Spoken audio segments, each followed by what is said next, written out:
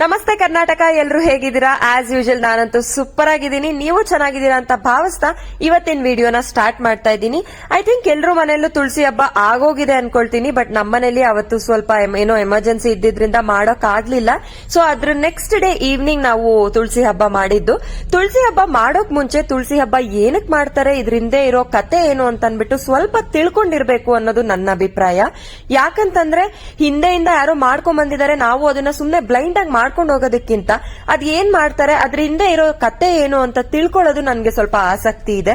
ಯಾಕಂತಂದ್ರೆ ನೆಕ್ಸ್ಟ್ ನನ್ ಮಕ್ಳು ನನ್ಗೆ ಕೇಳಿದಾಗ ಅಥವಾ ನಮ್ಮನೆಗೆ ಗೊತ್ತಿರೋರು ಬಂದಾಗ ಈ ಪೂಜೆ ಏನಕ್ ಮಾಡ್ತೀರಾ ಅಂತ ಕೇಳಿದಾಗ ಹೇಳಕ್ಕೆ ನನ್ಗೆ ಸ್ವಲ್ಪ ಮಾಹಿತಿ ಗೊತ್ತಿದ್ರೆ ಚೆನ್ನಾಗಿರುತ್ತೆ. ಹಾಗಾಗಿ ನನ್ಗೆ ತಿಳಿದಿರೋಂತ ಕತೆನ ನಾನು ನಿಮ್ಮ ಹತ್ರ ಕೂಡ ಶೇರ್ ಮಾಡ್ತೀನಿ. ಬಟ್ ಒನ್ ಕಂಡೀಷನ್, ಈ ವಿಡಿಯೋನ ಸ್ಕಿಪ್ ಮಾಡ್ದಿರಾ ಕೊನೆವರೆಗೂ ವಾಚ್ ಮಾಡಿ. ಕತೆ ಏನಿದ್ರು ನಿಮ್ಗೆ ಕೊನೆಯಲ್ಲಿ ಹೇಳಿದೀನಿ.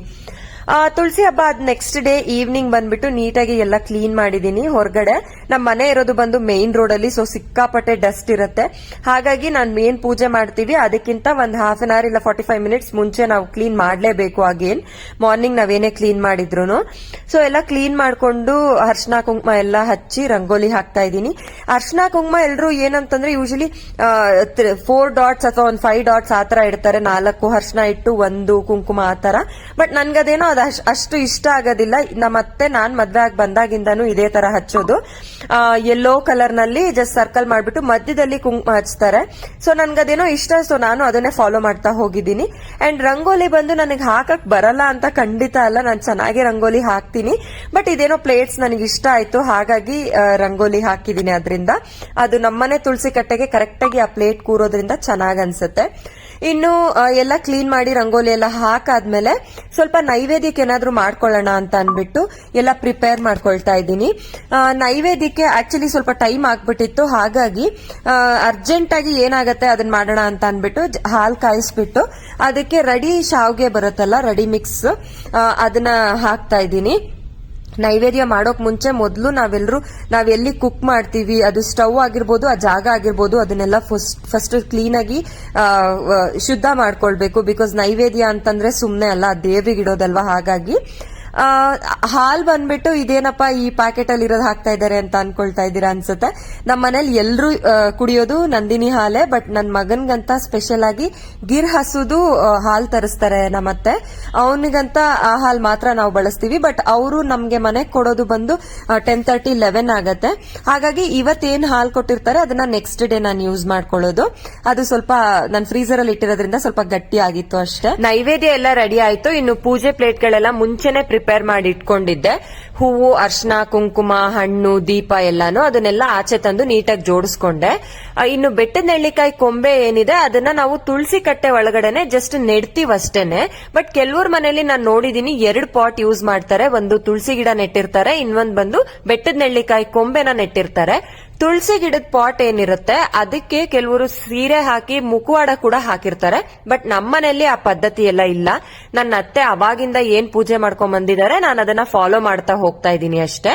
ತುಳಸಿ ಕಟ್ಟೆ ಒಳಗಡೆನೆ ಬೆಟ್ಟದ ನೆಲ್ಲಿಕಾಯಿ ಕೊಂಬೆನ ನೆಟ್ಟು ಅದಕ್ಕೆ ಅರ್ಶನ, ಕುಂಕುಮ, ಊದ್ಗಡ್ಡಿ, ಹೂವ ಎಲ್ಲ ಹಚ್ಚಿ ನಾವು ಪೂಜೆ ಮಾಡ್ತೀವಿ ಅಷ್ಟೇನೆ. ಇನ್ನು ತುಳಸಿ ಗಿಡದ ಬಗ್ಗೆ ಹೇಳ್ಬೇಕು ಅಂತಂದ್ರೆ ನಿಮ್ಮೆಲ್ರಿಗೂ ಗೊತ್ತೇ ಇದೆ, ಮಕ್ಳು ಹುಷಾರ್ ತಪ್ಪಿದಾಗ, ಕೆಮ್ಮು, ಶೀತಗಳಾದಾಗ ತುಳಸಿ ಎಲೆನ ಕುಟ್ಬಿಟ್ಟು ನಾವು ಕೊಡ್ತೀವಿ. ಕೆಲವರು ಹಾಗೆ ಎಲೆನೆ ಕೂಡ ತಿಂತಾರೆ. ಹಾಗಾಗಿ ತುಂಬಾ ಮೆಡಿಕಲ್ ಎಫೆಕ್ಟ್ಸ್ ಇದೆ ತುಳಸಿ ಗಿಡದಲ್ಲಿ. ಎಷ್ಟೋ ರೋಗಗಳಿಗೆ ಇದು ಮದ್ದು ಅಂತಾನೆ ಹೇಳ್ಬೋದು. ಹಾಗೂ ಸಾಕ್ಷಾತ್ ವಿಷ್ಣುನೇ ತುಳಸಿ ಗಿಡದಲ್ಲಿ ನೆಲೆಸಿದ್ದಾರೆ ಅನ್ನೋ ನಂಬಿಕೆ ಕೂಡ ನಮ್ಗೆ ಇದೆ. ಇದನ್ನ ತುಂಬಾ ಶ್ರೇಷ್ಠವಾದ ಗಿಡ ಅಂತ ಹೇಳ್ತಾರೆ. ಯಾಕಂದ್ರೆ ಪುರಾಣಗಳ ಪ್ರಕಾರ ತುಳಸಿ ಗಿಡದ ಬೇರಿನಲ್ಲಿ ಸಕಲ ತೀರ್ಥಗಳು ಇರುತ್ತಂತೆ. ತುಳಸಿ ಗಿಡದ ಮಧ್ಯಭಾಗದಲ್ಲಿ ಅಂದ್ರೆ ತುಳಸಿ ಗಿಡದ ಸ್ಟೆಮ್ ನಲ್ಲಿ ಸಕಲ ದೇವತೆಗಳು ಇರ್ತಾರಂತೆ. ಇನ್ನು ಅಗ್ರಭಾಗದಲ್ಲಿ ಅಂದ್ರೆ ತುಳಸಿ ಗಿಡದ ತುದಿನಲ್ಲಿ ಸಕಲ ವೇದಗಳು ಇರುತ್ತಂತೆ. ಇಂತಹ ಮಹಾನ್ ದೇವಿಯನ್ನು ವಿಷ್ಣು ಮದುವೆಯಾದ ದಿನನೇ ತುಳಸಿ ಆಯನ ಅಂತ ಕರೀತಾರೆ. ಪ್ರತಿ ವರ್ಷ ಕಾರ್ತಿಕ ಮಾಸದ ಶುಕ್ಲ ಪಕ್ಷ ಶುದ್ಧ ದ್ವಾದಶಿಯಂದು ತುಳಸಿ ವಿವಾಹನ ಆಚರಿಸ್ತಾರೆ. ಕೆಲವರು ತುಳಸಿ ಆಯನ ಅಂತಾರೆ, ಇನ್ ಕೆಲವರು ತುಳಸಿ ವಿವಾಹ ಅಂತಾರೆ, ಮತ್ತೆ ಕೆಲವರು ತುಳಸಿ ಹಬ್ಬ ಅಂತ ಕರೀತಾರೆ. ತುಳಸಿ ಹಬ್ಬದ ದಿವಸ ಸಂಜೆ ಹೊತ್ತು ತುಳಸಿ ಕಟ್ಟೆನ ಕ್ಲೀನ್ ಮಾಡಿ ಸಾಕ್ಷಾತ್ ಲಕ್ಷ್ಮೀ ದೇವಿ ಸ್ವರೂಪವಾಗಿರುವಂತಹ ತುಳಸಿ ಗಿಡನ ಹೂವು, ಹಣ್ಣು ಮತ್ತೆ ದೀಪಗಳಿಂದ ಇಟ್ಟು ಅಲಂಕಾರ ಮಾಡ್ತೀವಿ. ಇನ್ನು ವಿಷ್ಣುವಿನ ಸ್ವರೂಪವಾಗಿರುವಂತಹ ನೆಲ್ಲಿಕಾಯಿನಿಟ್ಟು ಪೂಜೆ ಮಾಡ್ತೀವಿ. ಮದ್ವೆ ಆಗಿರೋರು ನೆಲ್ಲಿಕಾಯಿ ಮೇಲೆ ತುಪ್ಪದ ದೀಪ ಹಚ್ಚಿ ತನ್ನ ಗಂಡ ಮನೆ ಮಗುಗೆಲ್ಲ ಒಳ್ಳೇದಾಗ್ಲಿ ಅಂತ ಕೇಳ್ಕೊಂಡ್ರೆ, ಮದ್ವೆ ಆಗಿಲ್ದಲೇ ಇರೋ ಹೆಣ್ಮಕ್ಳು ನೆಲ್ಲಿಕಾಯಿ ಮೇಲೆ ತುಪ್ಪದ ದೀಪ ಹಚ್ಚಿ ನನ್ಗೆ ಒಳ್ಳೆ ವರ ಸಿಗ್ಲಿ ಅಂತ ಕೇಳ್ಕೊಳ್ತಾರೆ. ಇನ್ನು ಪದ್ಮಪುರಾಣದ ಒಂದ್ ಕತೆ ಪ್ರಕಾರ ವೃಂದ ಅನ್ನೋ ಒಬ್ಳು ಹುಡುಗಿನೇ ತುಳಸಿ ಗಿಡವಾಗಿ ಅವತರಿಸ್ತಾಳೆ. ವೃಂದ ಅನ್ನೋಳು ಒಬ್ಳು ರಾಜ್ಕುಮಾರಿ ಆಗಿರ್ತಾಳೆ. ಆದ್ರೆ ಮದ್ವೆ ಆಗೋದು ಅಸುರರ ರಾಜನಾಗಿದ್ದಂತಹ ಜಲಂಧರನ ಜೊತೆ. ಆಕೆ ಮಹಾನ್ ದೈವ ಭಕ್ತೆ ಹಾಗೂ ವಿಷ್ಣುವಿನ ಪರಮ ಭಕ್ತೆ ಕೂಡ ಆಗಿರ್ತಾಳೆ. ಅವಳ ದೈವ ಭಕ್ತಿ ಪತಿನಿಷ್ಠೆ ಜಲಂಧರನಿಗೆ ರಕ್ಷೆಯಾಗಿರುತ್ತೆ. ಒಂದ್ಸರ್ತಿ ಜಲಂಧರ ದೇವಲೋಕನ ಗೆಲ್ಲೋದಿಕ್ಕಂತ ದೇವತೆಗಳ ಮೇಲೇನೆ ಯುದ್ಧ ಸಾರ್ತಾನೆ. ಪತ್ನಿ ವೃಂದಾನ ಕರೆದು ಯುದ್ಧ ಗೆದ್ದು ಬರೋವರೆಗೂ ಪೂಜೆ ನಿಲ್ಲಿಸಬಾರದು ಅಂತ ಮಾತು ಪಡಿತಾನೆ. ಅದನ್ನ ಒಪ್ಕೊಂಡು ವೃಂದ ಪೂಜೆಗೆ ಕುತ್ಕೋತಾಳೆ. ಅವಳ ನಿಷ್ಠೆಗೆ ಜಲಂಧರನಿಗೆ ಶಕ್ತಿ ತುಂಬಾನೇ ಜಾಸ್ತಿ ಆಗತ್ತೆ. ದೇವತೆಗಳಿಗೆ ಜಲಂಧರನ ಸೋಲ್ಸೋದು ತುಂಬಾನೇ ಕಷ್ಟ ಆಗತ್ತೆ. ಆಗ ದೇವತೆಗಳೆಲ್ಲ ಸೇರಿ ವಿಷ್ಣುವಿನ ಮೊರೆ ಹೋಗ್ತಾರೆ. ನಮ್ಮನ್ನ ರಕ್ಷಿಸು ಅಂತ ತುಂಬಾನೇ ಕೇಳ್ಕೊಳ್ತಾರೆ. ವಿಷ್ಣುಗೆ ಗೊತ್ತಿರುತ್ತೆ ಜಲಂಧರನ ಶಕ್ತಿ ಇರೋದು ಅವನ ಪತ್ನಿಯಿಂದ ಅಂತ. ಅದಕ್ಕೆ ಬೇರೆ ದಾರಿ ಇಲ್ಲದೆ ಜಲಂಧರನ ರೂಪದಲ್ಲಿ ಮಾರುವೇಷದಲ್ಲಿ ಪತ್ನಿಯ ಬಳಿ ಹೋಗಿ ನಿಂತ್ಕೊಳ್ತಾರೆ. ಮಾರುವೇಷದಲ್ಲಿರೋ ವಿಷ್ಣುನ ನೋಡಿ ತನ್ನ ಗಂಡ ಜಲಂಧರನೇ ಯುದ್ಧ ಗೆದ್ದು ಬಂದಿದ್ದಾರೆ ಅಂತ ತಿಳ್ಕೊಂಡು ಹೋಗಿ ಅವರ ಕಾಲುಗಳನ್ನು ಸ್ಪರ್ಶ ಮಾಡಿ ಪ್ರೀತಿಯಿಂದ ನೋಡ್ತಾಳೆ. ಇದರಿಂದ ಅವಳ ಪತಿನಿಷ್ಠ ಸಂಕಲ್ಪ ಅಪವಿತ್ರ ಆಗತ್ತೆ. ಆಗ ಜಲಂಧರನ ಶಕ್ತಿ ಕಮ್ಮಿ ಆಗ್ತಾ ಹೋಗತ್ತೆ. ಇದೇ ಸಮಯದಲ್ಲಿ ಶಿವ ಜಲಂಧರನ ತಲೆ ತೆಗೆದು ಭೂಮಿಗೆ ಎಸಿತಾನೆ. ಆ ತಲೆ ವೃಂದಾಳ ಪಾದಗಳ ಬಳಿ ಬಂದು ಬೀಳುತ್ತೆ. ವೃಂದಾಗೆ ತುಂಬಾನೇ ಆಶ್ಚರ್ಯ ಆಗತ್ತೆ. ಪತಿನಿಷ್ಠ ಸಂಕಲ್ಪ ಅಪವಿತ್ರ ಆಯಿತು, ನಾನು ಭಕ್ತಿಯಿಂದ ಪೂಜೆ ಮಾಡಿದ ಭಗವಂತನೇ ನನಗೆ ಮೋಸ ಮಾಡ್ಬಿಟ್ಟ ಅಂತ ಅಂದ್ಕೊಂಡು ವಿಷ್ಣುಗೆ ಶಾಪ ಕೊಡ್ತಾಳೆ. ಆ ಶಾಪ ಏನಪ್ಪಾ ಅಂದ್ರೆ, ನನ್ನ ಗಂಡನನ್ನ ನೀನು ನನ್ನಿಂದ ದೂರ ಮಾಡಿದ್ಯಾ, ಹಾಗಾಗಿ ನೀನು ನಿನ್ನ ಪತ್ನಿಯರಿಂದ ವಿರಹ ವೇದನೆ ಅನುಭವಿಸು. ನಿನ್ನ ಪತ್ನಿಯರಿಂದ ನೀನು ದೂರವಾಗು, ದೂರ ಆಗಿ ನೀನು ಒಂದು ಕಪ್ಪು ಕಲ್ಲಾಗು ಅಂತ ಶಾಪ ಕೊಡ್ತಾಳೆ ವೃಂದ. ಶಾಪ ಕೊಟ್ಟು ಆಕೆ ಅಗ್ನಿಸ್ಪರ್ಶ ಮಾಡ್ಬಿಡ್ತಾಳೆ. ಮಹಾನ್ ಭಕ್ತೆ ವೃಂದಾಳ ಶಾಪದ ಪರವಾಗಿ ವಿಷ್ಣು ಸಾಲಿಗ್ರಾಮದ ಕಲ್ಲಾಗಿ ಪರಿವರ್ತನೆಯಾಗ್ತಾರೆ.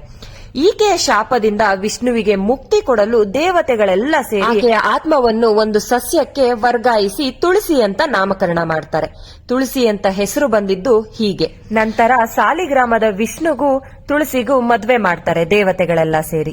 ಇದರಿಂದ ವಿಷ್ಣುವಿನ ಶಾಪ ಸ್ವಲ್ಪ ಪ್ರಮಾಣದಲ್ಲಿ ಕಡಿಮೆ ಆದ್ರೂ ವಿಷ್ಣುವಿನ ಅವತಾರಗಳಾದಂತಹ ರಾಮನ ಅವತಾರದಲ್ಲಿ ಸೀತೆಯಿಂದ ಹಾಗೂ ಕೃಷ್ಣನ ಅವತಾರದಲ್ಲಿ ರಾಧೆಯಿಂದಲೂ ವಿರಹ ವೇದನೆ ಅನುಭವಿಸಬೇಕಾಯಿತು.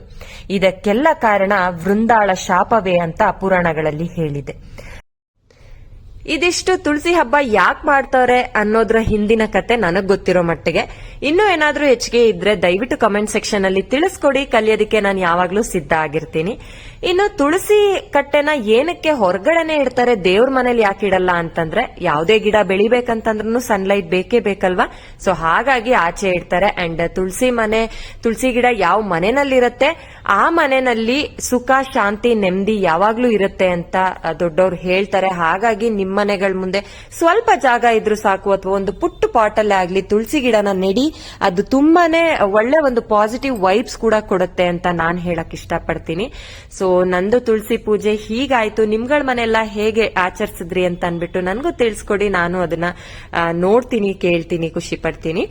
ಇನ್ನು ಪ್ರತಿಯೊಂದು ಪೂಜೆ ಆದ್ಮೇಲೂ ಕೂಡ ದೇವ್ರ ಮುಂದೆ ಕುತ್ಕೊಂಡು ಅರ್ಶನ ಕುಂಕುಮ ತಗೊಳ್ಳೋದು ನಮ್ಮನೆಯಲ್ಲಿ ವಾಡಿಕೆ.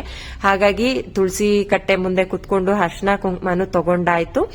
ಅಂಡ್ ತುಳಸಿ ಪೂಜೆ ಇನ್ನೇನ್ ಮುಗೀತು. ಆಕ್ಚುಲಿ ಪ್ರತಿ ವರ್ಷ ನಾನು ನಮ್ಮ ಅತ್ತೆ ಇಬ್ರು ಸೇರಿ ಮಾಡ್ತಾ ಇದ್ವಿ. ಈ ಸರ್ತಿ ಅವರು ನೀನೇ ಮಾಡು ಅಂತ ಹೇಳಿ ನನ್ ಮೇಲೆ ಬಿಟ್ಟಿದ್ದಾರೆ, ಹಾಗಾಗಿ ಮಾಡಿದೀನಿ. ಚಿಕ್ಕ ಪುಟ್ಟ ಏನಾದ್ರೂ ಮಿಸ್ಟೇಕ್ಸ್ ಇತ್ತು, ನಿಮ್ಗೆ ಅದು ಕಾಣಿಸ್ತು ಅಂತಂದ್ರೆ ದಯವಿಟ್ಟು ಸ್ವಲ್ಪ ಕ್ಷಮೆ ಇರ್ಲಿ. ಇದು ನಮ್ಮ ಅತ್ತೆ ಕೂಡ ನೋಡ್ತಾರೆ, ನನಗೆ ಗೊತ್ತಿಲ್ಲ ಅವ್ರ ರಿವ್ಯೂಸ್ ಏನಿರುತ್ತೆ ಅಂತ ಅನ್ಬಿಟ್ಟು. ಇನ್ನು ಪೂಜೆ ಆಯ್ತು, ಆಸ್ ಯೂಶುವಲ್ ಒಂದು ವಿಡಿಯೋ ಶಾರ್ಟ್ ಅಂತ ತಗೊಂಡೆ. ಇದಾದ್ಮೇಲೆ ಪಟಾಕಿಗಳಿತ್ತು. ಮಮ್ಮ ಪಟಾಕಿ ಹೊಡಿಯೋಣ ಅಂತ ನನ್ ಮಗ ಕಾಯ್ತಾನೆ ಇದ್ದ. ನೀವು ಪ್ರೀವಿಯಸ್ ವಿಡಿಯೋದಲ್ಲಿ ನೋಡಿದ್ರೆ ಗೊತ್ತಿರಬಹುದು, ನಾವೇನ್ ದೀಪಾವಳಿ ಅಷ್ಟೊಂದು ಗ್ರ್ಯಾಂಡ್ ಆಗಿ ಆಚರಿಸೋದಿಲ್ಲ. ಸೊ ತುಳಸಿ ಹಬ್ಬದ ದಿವಸ ಎಲ್ಲ ಪಟಾಕಿನೂ ಹೊಡೆದ್ವಿ. ಬಟ್ ಈ ವಿಡಿಯೋದಲ್ಲಿ ನಾನು ನಿಮಗೆ ತೋರಿಸ್ತಾ ಇರೋದು 2 ಫ್ಲವರ್ ಪಾಟ್ ಹಚ್ಚಿರೋದಷ್ಟೇ. ಮಿಕ್ಕಿದ್ ಎಲ್ಲ ಕಂಟೆಂಟ್ಗೋಸ್ಕರ ಯಾವ್ಯಾವ ಪಟಾಕಿ ಹೊಡೆದ್ವಿ, ಎಲ್ಲಿಂದ ತಂದ್ವಿ. ಅಂಡ್ ಈ ಸರ್ತಿ ಪಟಾಕಿ ಹೊಡೆಯುವಾಗ ನನ್ನ ಹಸ್ಬೆಂಡ್ ಇದ್ರು, ಅವಾಗ ಎಷ್ಟು ಎಂಜಾಯ್ ಮಾಡಿದೀವಿ ಅಂತ ಅನ್ಬಿಟ್ಟು ಮುಂದಿನ ವಿಡಿಯೋದಲ್ಲಿ ನಾನು ನಿಮ್ ಮುಂದೆ ಬರ್ತೀನಿ. ಸೊ ಇದೆಲ್ಲ ಪಟಾಕಿ ಹೇಗೆ ಹೊಡೆದ್ವಿ ಅಂತ ತೋರಿಸ್ತೀನಿ. ಅಲ್ಲಿವರೆಗೂ ನೀವ್ ನೋಡ್ತಾ ಇರಿ ನನ್ನ ಯೂಟ್ಯೂಬ್ ಚಾನೆಲ್ ನ ಲೈಕ್ ಮಾಡಿ, ಶೇರ್ ಮಾಡಿ, ಸಬ್ಸ್ಕ್ರೈಬ್ ಮಾಡೋದನ್ನ ಮಾತ್ರ ದಯವಿಟ್ಟು ಮರಿಬೇಡಿ. ನನ್ ಕಂಟೆಂಟ್ ಎಲ್ರಿಗೂ ಇಷ್ಟ ಆಗಿದೆ ಅನ್ಕೊಳ್ತೀನಿ. ಹಾಗೆ ಮತ್ತೆ ಒಳ್ಳೆ ಒಂದ್ ಕಂಟೆಂಟ್ ಜೊತೆ ನಿಮ್ ಮುಂದೆ ಬರ್ತೀನಿ. ಅಲ್ಲಿವರೆಗೂ take care, bye, love you all.